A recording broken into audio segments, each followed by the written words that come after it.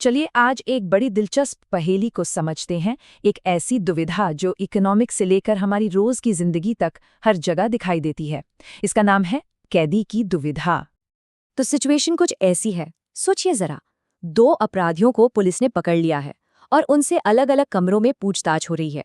अगर वो एक दूसरे का साथ देते हैं, मतलब चुप रहते हैं, तो दोनों को फायदा होगा। लेकिन अगर वो एक दूसरे को धोखा दे देते हैं तो दोनों का नुकसान होगा। तो सवाल ये उठता है कि ऐसे में एक समझदार, एक रैशनल इंसान क्या करेगा। और बस यही सवाल हमें इस कॉन्सेप्ट के बिल्कुल सेंटर में ले जाता है, जिसे हम कहते हैं कैदी की दुविधा या द प्रिजनर्स डायलेमा। तो ये आखिर है क्या चीज? देखिए, ये गेम थ्योरी का एक बहुत ही फेमस कॉन्सेप्ट है।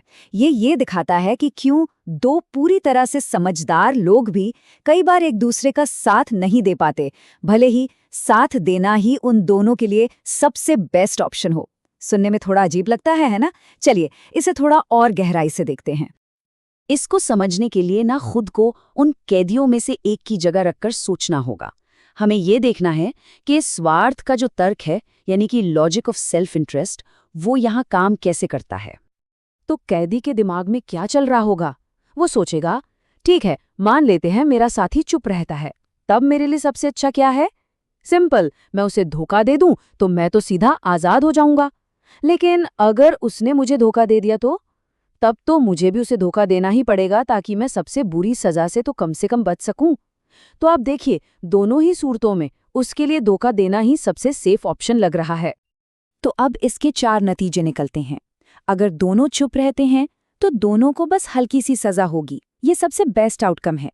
लेकिन अगर एक ने धोखा दिया और दूसरा चुप रहा, तो धोखा देने वाला तो आजाद हो जाएगा और चुप रहने वाले को सबसे कड़ी सजा मिलेगी। और अगर दोनों ही एक दूसरे को धोखा दे दे, तो फिर दोनों को बीच की सजा मिलती है, जो कि साथ मिलकर चुप रहने से तो कहीं ज्यादा बुरी है। और यहीं पर इस पूरी कहानी का सबसे मजेदार और सबसे घुमावदार मोड़ आता है, जिसे कहते हैं संयोग का विरोधाभास।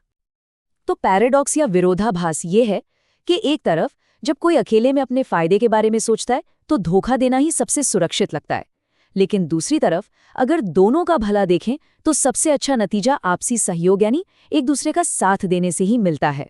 मतलब जो फैसला अकेले में स्मार्ट लगता है, वही मिलकर एक खराब नतीजा दे देता है। पर रुकिए, ये सिर्फ कोई कहानी या जेल का खेल नहीं है। ये दुविधा तो असल दुनिया में हमारे चारों तरफ हर रोज चल रही है। सोचिए जरा, बिजनेस में कंपनियां एक दूसरे से मुकाबला करती हैं। अंतर्राष्ट्रीय राजनीति में देशों के बीच हथियारों की होड़ लगती है।